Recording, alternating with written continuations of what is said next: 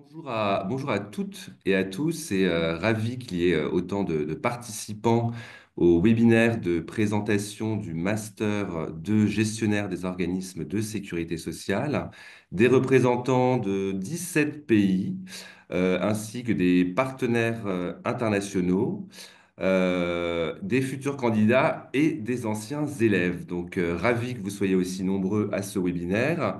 Quelques éléments d'information concernant les modalités techniques de ce webinaire. Donc, lors de la présentation et compte tenu du nombre important de participants, je vous invite à éteindre vos caméras et vos micros, les couper.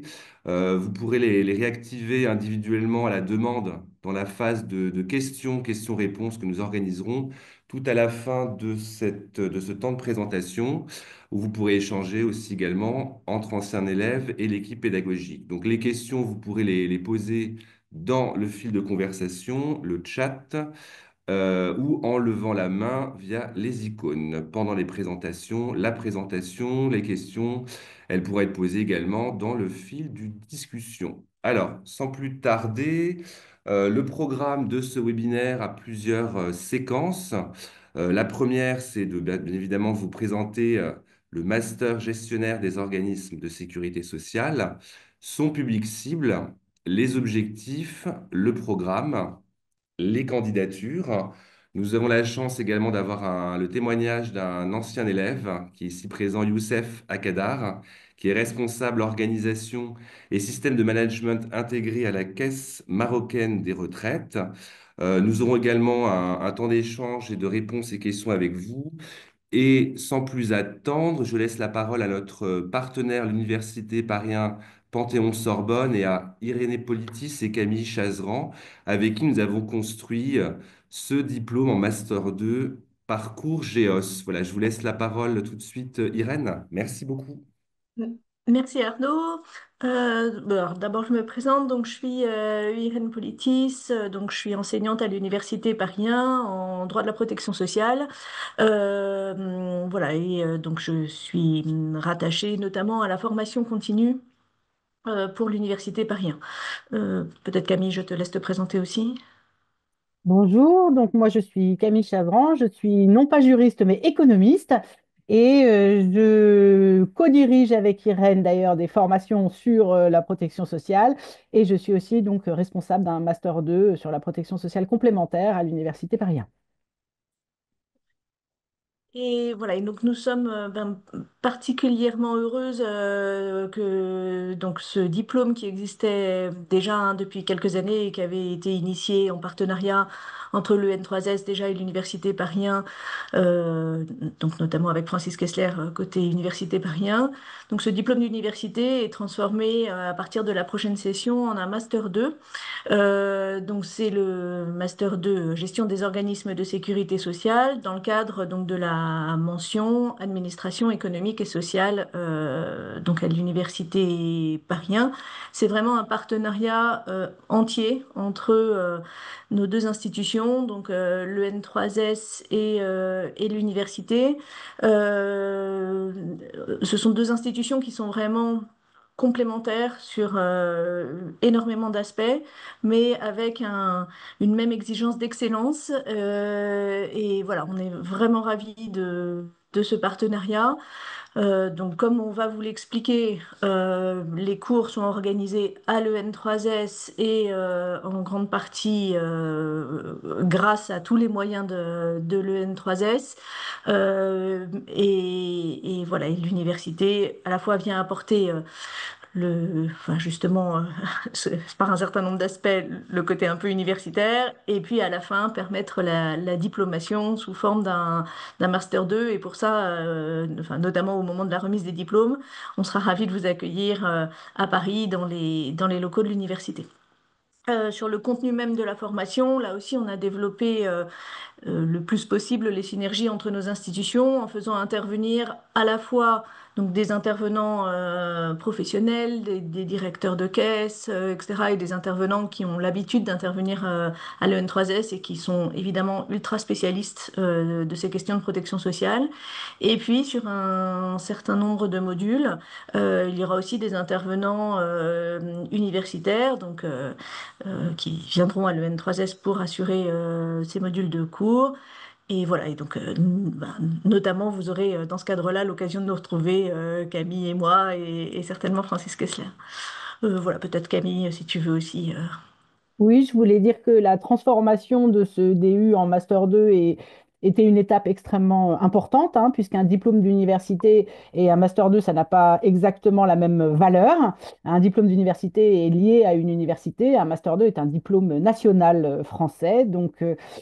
Voilà, on a dû travailler. Ça ne veut pas dire qu'il est plus difficile, ça veut juste dire que on a trouvé que la formation suivie méritait d'être sanctionné par un diplôme de niveau national. Donc, on est ravis de cette transformation. Merci beaucoup Irénée et Camille. Je vous propose sans plus tarder de rentrer dans le corps même de ce Master 2. Je vais laisser la parole à Catalina Monchablon, responsable de projet à l'EN3S. Merci Catalina. Oui, bah merci Arnaud. Bah, bonjour à toutes et à tous. Et donc, comme indiqué par les collègues, donc vous le savez, c'est Master 2 organisé avec les collègues de Paris en Panthéon-Sorbonne, donc pour sa 10e édition. Et le cycle, il a lieu de janvier à juin 2026, donc l'année prochaine, dans les locaux de Saint-Étienne et de l'EN316. Et ce master s'adresse à des experts et managers issus d'organismes de sécurité sociale étrangers qui occupent déjà des fonctions et d'expertise ou d'encadrement et qui souhaitent s'engager dans une démarche d'évolution professionnelle. Et donc, il est à noter que les participants doivent être présentés par leur organisme d'origine. On y reviendra dessus et après. Et donc, quels sont les objectifs de ces masters DU? Donc, c'est apprendre les politiques sociales à l'échelle internationale. Donc, renforcer bien évidemment les compétences au niveau du pilotage des organismes de sécurité sociale ou des ministères et également ses compétences managériales. Et enfin, il est important de noter qu'il y a une large place aux échanges et des bonnes pratiques et du benchmark. Et d'ailleurs, on va vous les montrer dans le cadre de l'organisation du calendrier de scolarité. Donc, il y a une toute première partie de préformation à distance qui aura lieu de décembre 2025 à mi-janvier 2026. Donc, ça sera en ligne où vous pourrez suivre différents MOOC à distance sur les plateformes de l'EN316, donc les campus numériques de l'EN316, et vous pourrez déjà commencer à travailler sur une note de cadrage par rapport à une problématique que vous rencontrez dans votre organisme d'origine. Et c'est là où il y a cette partie benchmark qui devra suivre après, vous le verrez, dans la partie immersion en organisme. Donc après, on vous accueillera à Saint-Étienne, à partir de mi-janvier, pour une période d'enseignement qui s'étalera jusqu'au mois d'avril 2026. On vous présentera un peu plus tard comment sont enchaînées les différentes unités d'enseignement.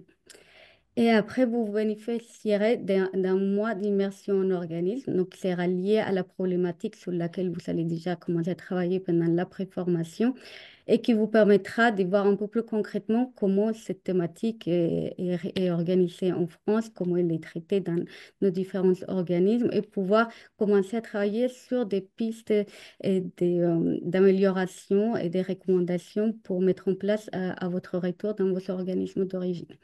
Et ensuite, une période de validation d'acquis qui aura lieu au mois de juin, donc des épreuves et une présentation devant un jury qui est composé bien évidemment par des membres de l'N316, mais bien évidemment par les collègues aussi des Paris Panthéon-Sorbonne. Et enfin, à noter que la cérémonie de remise des diplômes aura lieu à Paris, et qui est organisée conjointement avec les collègues des Paris. Voilà, donc s'il y a des questions là-dessus, on pourra y répondre à la fin. Je laisse la parole à Julie pour vous présenter l'organisation des unités d'enseignement. Merci Catalina. Donc effectivement, on vous propose un petit focus sur ces phases d'enseignement qui sont en lien évidemment avec les grands objectifs de cette formation, qui sont à la fois de renforcer les connaissances et les compétences spécifiques à la protection sociale, aux politiques sociales, que ce soit des normes, des tendances, initiatives au niveau international, mais aussi de la mise en œuvre de ces politiques. des techniques de gestion qui sont spécifiques à la sécurité sociale, la conduite de projet, mais on est aussi là pour renforcer la posture managériale dans le cadre d'une perspective d'une évolution professionnelle, donc à la fois sur la partie communication et management. Donc, si on revient un petit peu plus en détail sur ce que recouvrent ces unités d'enseignement, sur la première partie, on va parler donc sur la première unité d'enseignement protection sociale, on va parler notamment de tout ce qui concerne la méthodologie d'extension de la protection sociale dans le monde, que ça soit une extension horizontale ou verticale, les politiques de santé dans le monde, le financement de la protection sociale et de la santé, les systèmes de retraite, notamment avec les interventions d'intervenants universitaires, mais aussi de représentants d'institutions internationales. On évoque aussi la partie des conventions internationales et de la transition écologique. Sur la deuxième unité d'enseignement, l'objectif, c'est vraiment de voir la mise en œuvre de ces politiques spécifiques de protection sociale, que ça concerne les politiques familiales, la partie assurance santé, assurance chômage, le recouvrement, les risques professionnels avec Irène notamment, l'invalidité et puis tout ce qui permet aussi d'avoir un échange de pratiques, un partage d'expériences entre les élèves de la promotion, puisque c'est une des richesses de la formation. Les étudiants sont originaires de différents organismes, métiers et différents pays. Et cela, on organise en tout cas un échange et un partage d'expériences entre élèves sur aussi les politiques de protection sociale.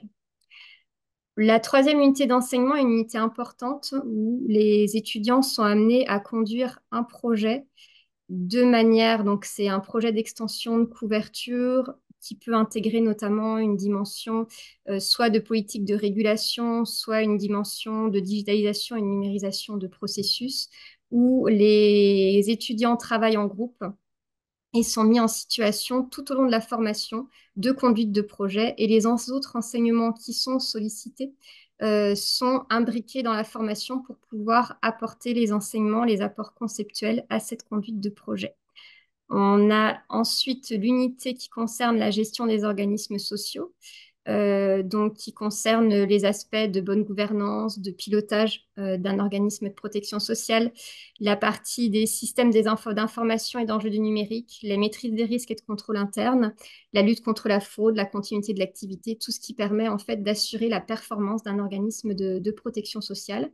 On a une phase importante qui concerne le management des organisations et la communication avec un consultant en communication qui dispense des cours en sous-groupe sur de la prise de parole en public, des modules spécifiques en 2 temps sur le management pour piloter, accompagner les équipes et revenir sur un retour d'expérience en fin de formation.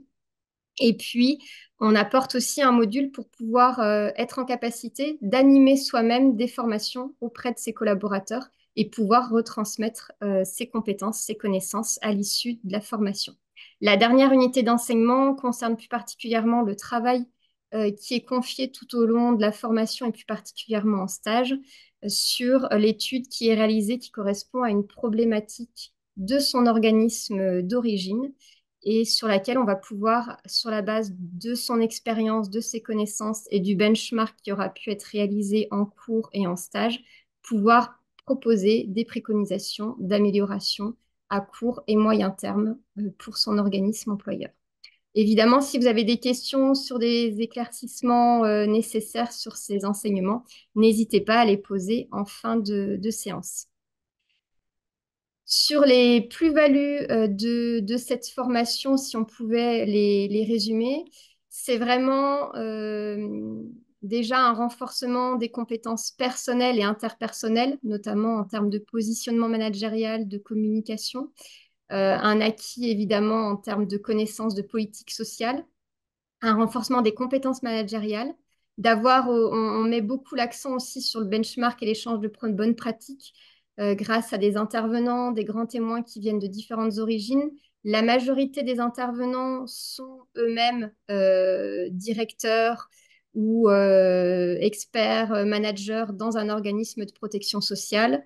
et viennent vraiment partager leur expérience, mais il y a aussi un partage d'expérience entre les étudiants de la promotion. Et puis, on utilise beaucoup de pratiques qui favorisent justement l'interactivité en mettant en situation les étudiants d'animer une conférence, de conduire un projet, d'être en situation de résoudre un conflit managérial à travers des mises en situation ou d'animer une formation. Donc, ce que je vous propose, c'est de vous présenter maintenant avec Aline les conditions pour pouvoir candidater à ce master. Merci Julie. Bonjour à toutes, bonjour à tous. Plusieurs conditions pour pouvoir accéder à cette formation, à ce master. Comme vous pouvez le voir sur le slide à l'écran, ben, c'est déjà d'une part d'occuper une position de manager ou d'être expert dans un organisme de protection sociale. C'est la condition, on va dire, minimum à avoir. C'est d'être titulaire d'un master 1 ou d'une maîtrise, donc un bac plus 4 pour pouvoir prétendre à accéder au master 2. C'est aussi avoir une très bonne maîtrise du français, que ce soit à l'oral comme à l'écrit. Une des conditions importantes pour pouvoir accéder au master, c'est que votre candidature soit portée par l'organisme employeur et qu'il y ait un engagement financier par votre organisme ou votre ministère.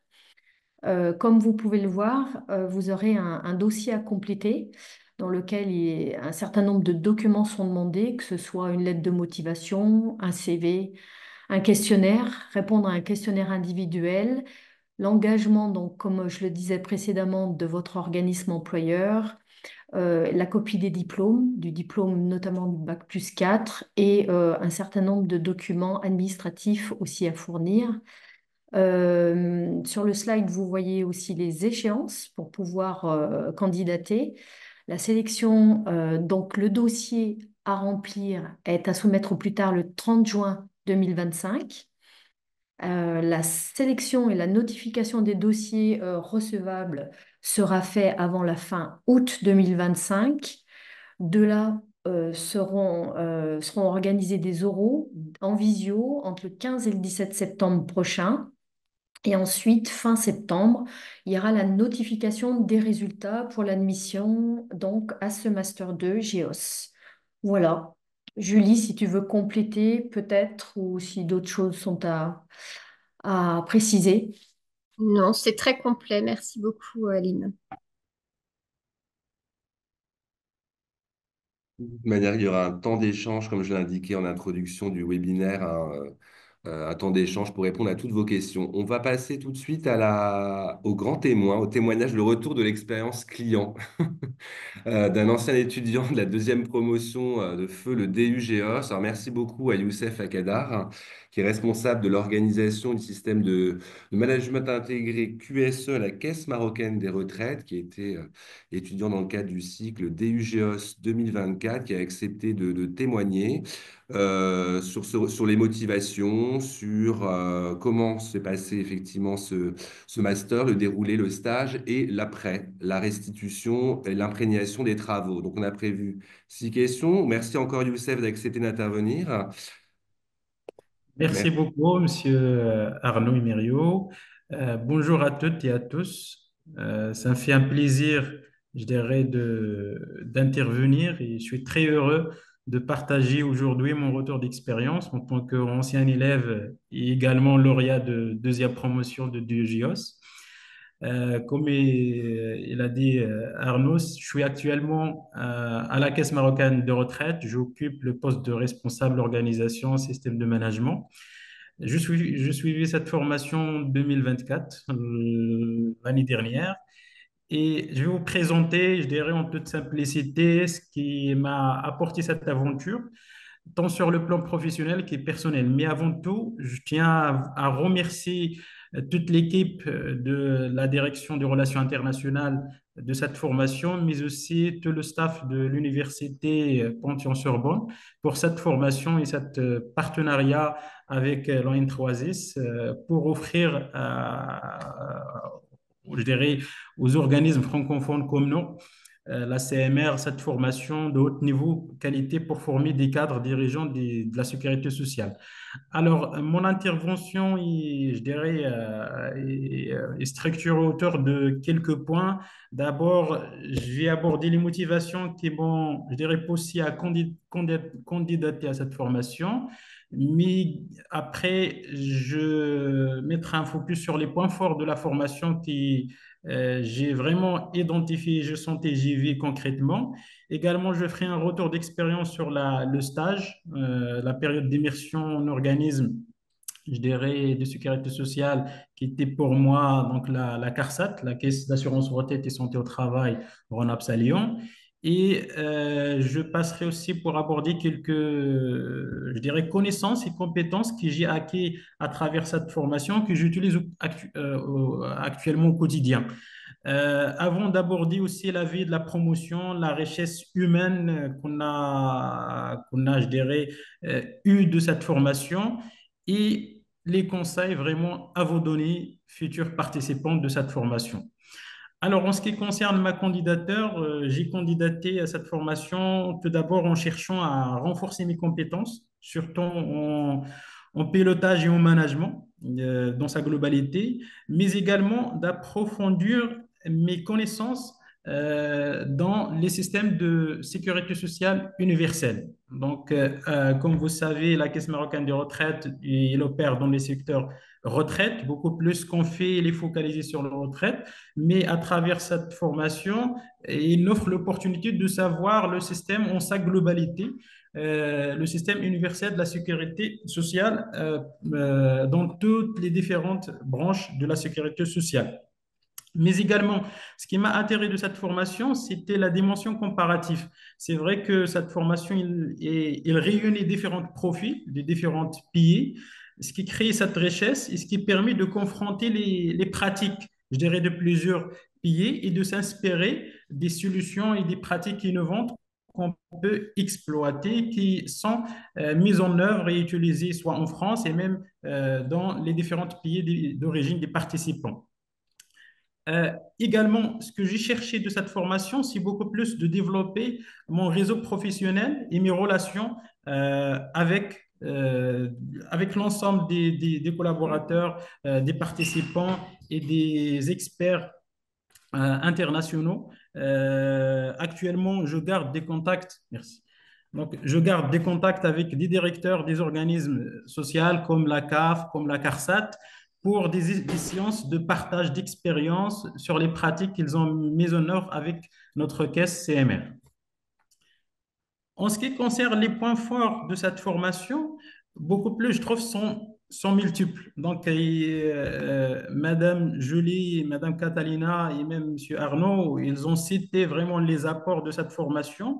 De mon côté, ce que j'ai vu, ce que j'ai vécu de près, ce qui m'a marqué, c'est la qualité de contenu très concret et orienté terrain.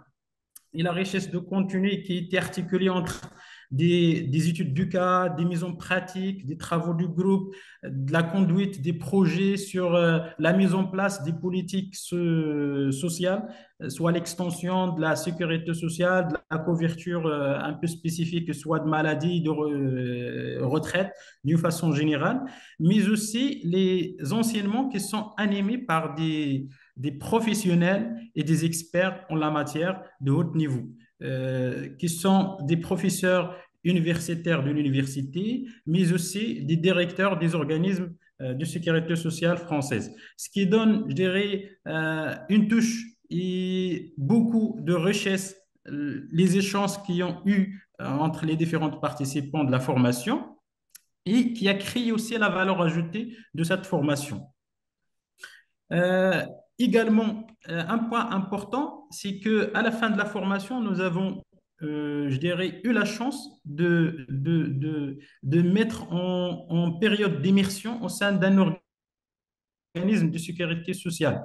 Donc, comme pour moi, c'était la caisse d'assurance retraite et santé au travail Rhône-Alpes, qui permet de voir de près ce que nous avons appris tout au long de la période de la formation, surtout les enseignements qui ont été animées, mais aussi de voir sur le terrain et concrètement les pratiques en termes de pilotage, de management, de gestion, que ce soit opérationnel, sur volet relations clients, gestion des opérations de retraite ou bien tout ce qui concerne les autres branches de la sécurité sociale.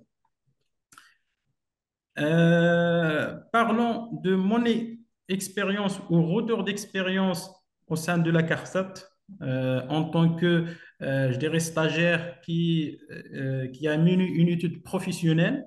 Donc, j'ai eu cette chance de passer cette période au sein de cette grand, je dirais, ce grand organisme de sécurité sociale en France. Donc, la CARSAT, c'est l'un des trois grandes caisses, je dirais, d'assurance retraite en France.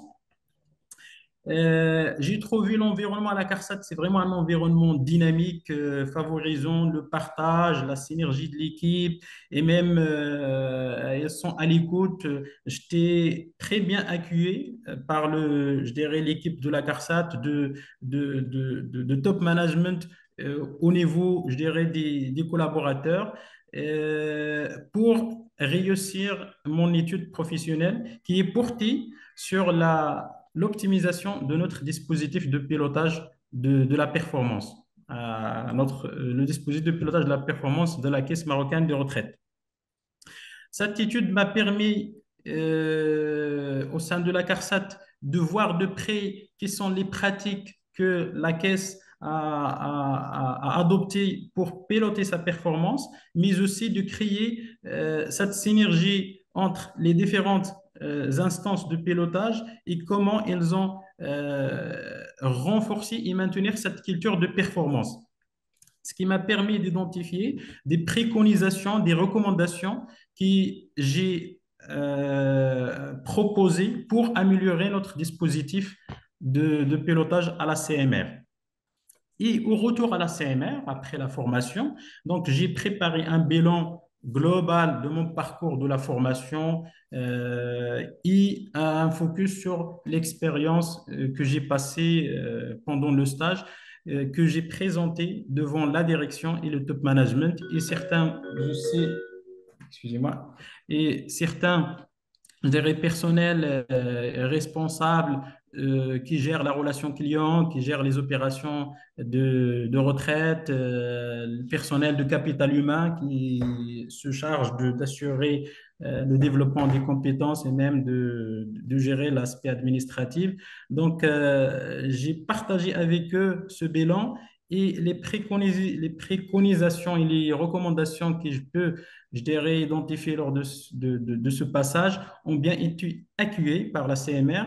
Et d'ailleurs, dans notre stratégie de cette année, qui a été, je dirais, lancée cette année, une stratégie au titre de la période 2025-2027, nous avons inscrit un objectif stratégique qui vise le renforcement de management de la performance. Et cette année, je t'ai désigné pour piloter un projet pour renforcer la culture de la performance au sein de la caisse, mais aussi d'instaurer les mécanismes de dialogue de gestion à travers ce que j'ai vu à la CARSAT, également en s'appuyant sur des benchmarks qu'on est en train de faire avec des organismes, que ce soit au niveau au Maroc, mais aussi au niveau international avec les organismes de sécurité sociale en France. Autres, je dirais, bonnes pratiques que j'ai identifiées et qui ont été intégrées au sein de la CMR comme résultat d'application concret sur ce que j'ai appris tout au long de cette formation. Et je vous dis que j'ai identifié une pratique innovante que je trouve très intéressante. C'était des communautés des managers. Community des managers, c'est pour créer une synergie entre les différents, je dirais, managers responsables des entités des organismes de sécurité sociale de façon générale. Et ce que j'ai commencé à faire au sein de la CMR, j'ai commencé d'abord à créer un espace de discussion entre nous, les différents managers, pour partager les bonnes pratiques managériales, mais aussi de s'entraider pour résoudre à des problématiques liées au management de l'équipe. C'est une idée qui a été accueilli par tout le monde, mais on est en train je dirais, de l'améliorer progressivement. Également, des idées que je trouve intéressantes, c'était des espaces de discussion, des communautés, des pratiques qu'on a instaurées, qu'on a intégrées dans notre programme d'intelligence collective, qui vise à réunir autour de la table des différentes, je dirais, collaborateurs, responsables pour discuter autour d'une thématique, que ce soit prédéfinie ou bien spontanée, pour créer cette énergie et même trouver des solutions innovantes qui vont évoluer, améliorer les pratiques de la CMR. Également, des propositions que je fais qui ont été vraiment intégrées, c'est par rapport aux formations que nous avons suivies. Nous avons suivi des formations par rapport à la relation client, des formations surtout, je dirais, qui touchent sur l'aspect managérial et gestion d'équipe, c'est la communication et la prise de parole en public. Donc, cette formation, je l'ai recommandée, donc elle a été prise en compte. Et notre, je dirais, division capital humain est en train de voir comment intégrer cette formation pour permettre à l'ensemble des managers de développer cette posture de communication, cette posture de management pour bien gérer leur équipe et bien gérer leurs activités. En termes de connaissances, je dirais compétences que j'ai acquises tout au long de cette formation et que j'utilise au quotidien, je dirais que cette formation m'a permis d'approfondir mes connaissances et mes compétences en termes des outils de management. Actuellement, euh, en tant que responsable d'une entité avec des équipes, nous utilisons un tableau de bord de management visuel qui sert à planifier nos activités, à suivre les états, à identifier là où on est, même de se réunir périodiquement. Donc, comme rituel de management, soit une seule fois par an, des fois une seule fois par semaine et des fois une seule fois tous les quinzaines pour statuer sur l'avancement de nos activités, mais aussi de parler et de changer sur des informations particulières ou bien des décisions ou des instructions à faire passer à l'équipe. Et c'était aussi le moment de feedback, de voir le retour du collaborateur pour des aspects particuliers, pour encadrer des choses et même des idées d'amélioration qu'on peut remonter pour qu'elles soient prises en charge au niveau des comités de direction. Également, un point important que j'utilise actuellement, c'est des outils de pilotage de projet. Tout au long de la formation, nous avons conduit un projet sur la mise en place ou l'extension d'une politique sociale. C'est vraiment qui nécessite de gérer l'équipe de projet qui est différent de différents profils, différents, je dirais, différents pays. Donc, c'était quand même une opportunité de développer cette capacité, cette compétence de gérer les projets. Donc, les outils que j'ai appliqués tout au long de la formation, je l'applique aujourd'hui en tant que responsable, même en tant que chef de plusieurs projets. Comme je vous ai dit, je pilote le projet de renforcement de la culture de performance, mais aussi je pilote un projet de la mise en place de la démarche RSE, de la responsabilité sociétale, dans laquelle on a prévu d'intégrer des aspects des bonnes pratiques que nous avons,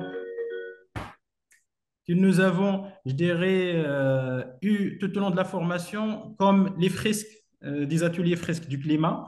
Donc, c'est des ateliers ludiques qui nous a permis de comprendre les conséquences et les enjeux de changement climatique. Donc, ce que je suis en train d'intégrer pour renforcer cette culture RSE, je dirais, enjeu lié à l'environnement et je dirais au social, c'est vraiment de prévoir des ateliers de fresques de climat, des ateliers de fresques d'organisation responsable sur ce qu'on a vu. Et un point important aussi par rapport aux compétences acquises, c'est que j'ai gagné un posture managérial. Donc, en tant que, je dirais, élève qui a suivi cette formation et manager, donc j'ai gagné un posture. Actuellement, je travaille avec la direction directement sur des sujets particuliers et même je sais comment gérer cette relation manager et son supérieur hiérarchique à travers les outils qu'on a beaucoup appris tout au long de cette formation. En termes de la vie, je dirais la vie de la promotion ou bien de la richesse humaine, comme on était de différents pays, de divers profils. Donc, on a créé comme une richesse humaine autour, tout au long de cette formation. Euh, je dirais, c'est beaucoup plus, on était une communauté solidaire. On a créé une belle dynamique collective et beaucoup d'échanges, d'expériences entre nous. On a même, je dirais, fêté des moments particuliers ensemble. On faisait des activités ensemble pour créer cette synergie, créer cette richesse humaine de notre promotion. Et pas que ça, nous avons aussi l'occasion de rencontrer les élèves de la formation initiale de l'école. Donc, on est dans les mêmes bâtiments. C'était l'occasion aussi merci, de créer les liens avec ces élèves qui sont, je dirais, qui sont faits naturellement parce que nous étions amenés à assister à des enseignements communs, soit dans l'amphithéâtre, soit des salles pour des thématiques particulières. Et c'est vraiment des temps importants. Également, un temps, des temps informels. Nous avons organisé ensemble entre les élèves de la formation initiale et même nous, les participants de cette formation du UGIOS, des activités sportives, des soirées ensemble pour créer je dirais, les liens sociaux et les liens on dirait parascolaires, des activités parascolaires. Pour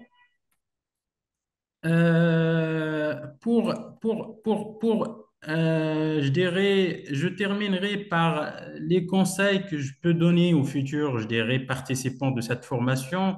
C'est beaucoup plus, c'est que cette formation tant importante et intéressante et qui va permettre d'évoluer tant sur le plan professionnel que personnel, il faut quand même l'aborder avec l'ouverture, avec curiosité, mais aussi avec un engagement. Donc, la formation demande de l'investissement, mais en retour, elle offre une vraie montée en compétences. Donc, elle sert à développer nos compétences personnelles et professionnelles, et aussi d'élargir notre, je dirais, vision professionnelle. C'est une expérience valorisante.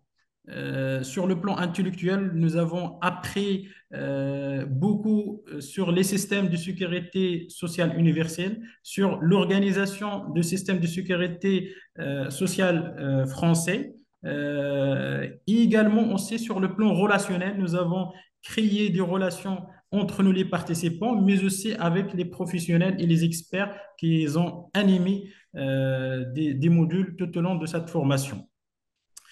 Ce que je peux dire aussi comme conseil, il faut quand même oser partager des idées, confronter des pratiques entre les pratiques de l'organisme d'origine avec les pratiques des participants, les pratiques exercées dans les organismes français, et aussi de profiter des opportunités de dialogue et d'échange. Donc, c'est un moment un carrefour, je dirais, où il y a beaucoup de profils, beaucoup d'expertise, il faut en profiter, que ce soit avec les formateurs, avec les autres participants. C'est ce qui crée cette richesse de cette formation. Et comme conseil aussi que je peux donner, comme prévu dans le parcours de formation, il y a un stage à faire dans un organisme social. Il faut quand même préparer à l'avance son sujet de stage parce que c'est important. Donc, ça permet aussi de cibler la thématique pour revenir à la fin de la formation avec des préconisations et des recommandations concrètes et pertinentes que l'organisme puisse mettre en place. Et pour conclure, je dirais que cette formation, pour moi, c'était vraiment un accélérateur d'évolution professionnelle, mais aussi une belle aventure humaine. Donc, et je garde vraiment des bons souvenirs de ce parcours que j'ai, je dirais, j'ai vécu. et je vous remercie pour votre écoute et je reste à votre disposition pour répondre à vos questions.